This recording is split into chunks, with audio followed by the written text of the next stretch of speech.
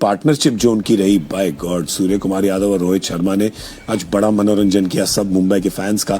क्योंकि एक तो जो उनकी साझेदारी, दूसरी जिस स्पीड पे वो आई साझेदारी, शत की साझेदारी तो होती है, 114 रन बनाए हैं, पर जस्ट 54 बॉल्स, अमेजिंग। बिल्कुल 54 बॉल पे 114 रन बनाए हैं।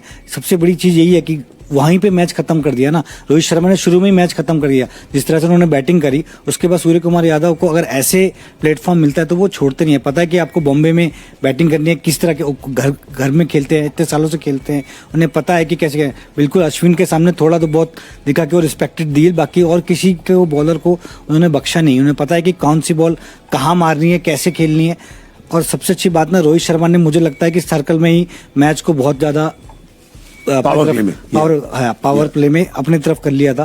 तो उसके बाद जो उन्होंने बैटिंग सूर्य कुमार ने करी है, वहां से मैच एकदम ही खत्म कर दिया मुझे। और सूर्य के भी जो शॉट्स हैं, एक वो जो स्वीप मारते हैं, अब तो पेसर स्पिनर सबको ही वहां पे छक्का दे देते हैं पीछे। बिल्कुल, वो तो उनका मतलब क्या है ना, गो टू शॉट है कि अगर कुछ नहीं लग रहा तो ये शॉट मारते तो वो लगता है। चाहे स्पिनर और स्पिनर को भी देखिए, मिड विकेट से लेकर फाइनल लेग तक चौका छक्का मारते हैं। मतलब घेर के लाते हैं उस टाइम की बाहर की बॉल को, उसको फ्रंट पे मारते हैं, फिर स्क्वायर पे मारते हैं, फिर फाइन मारते हैं, फिर और फाइन मारते हैं। तो वो उनकी खास बात है और वो उन्होंने उसके लिए खूब प्रैक्टिस की हुई है। और वो तो स्पिनर है, फास्ट बॉलर आता है तो उसको भी वो इधर से पता नहीं कैसा कुछ करते हैं और वो फाइन लेग और स्क्वायर लेग के ऊपर छक्का चौका होता है, और दूर मारते हैं। उसको और दूर मारते हैं क्योंकि वो पेस भी यूज होती है ना, स्पिनर की तो पेस नहीं होती।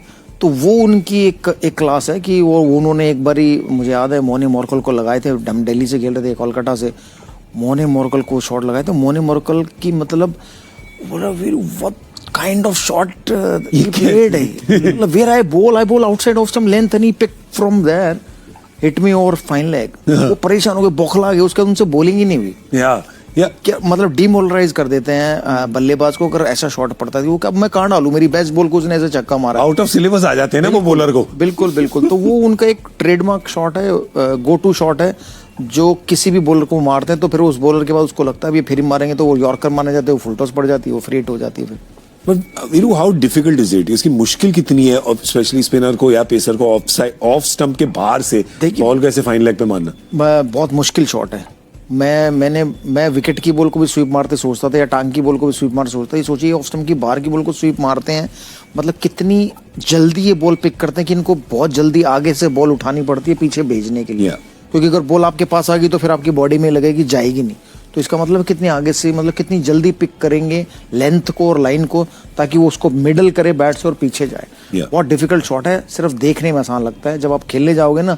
मुझे याद है कि इंडियन टीम में जिसने भी ट्राई किया, किसी के हेलमेट में लगी, किसी की छाती में लगी, अपने आप ऐसे मारा, उन्होंने खुद को ही मारी है। तो आसान शॉट नहीं है, देखने में आसान है।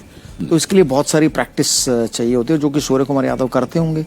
या फिर अगर उन्होंने नहीं किया, उनकी आई इतनी स्ट्रांग है जिसको वो कितनी जल्दी पिक करते हैं और फिर वहां से मारते हैं। तो ये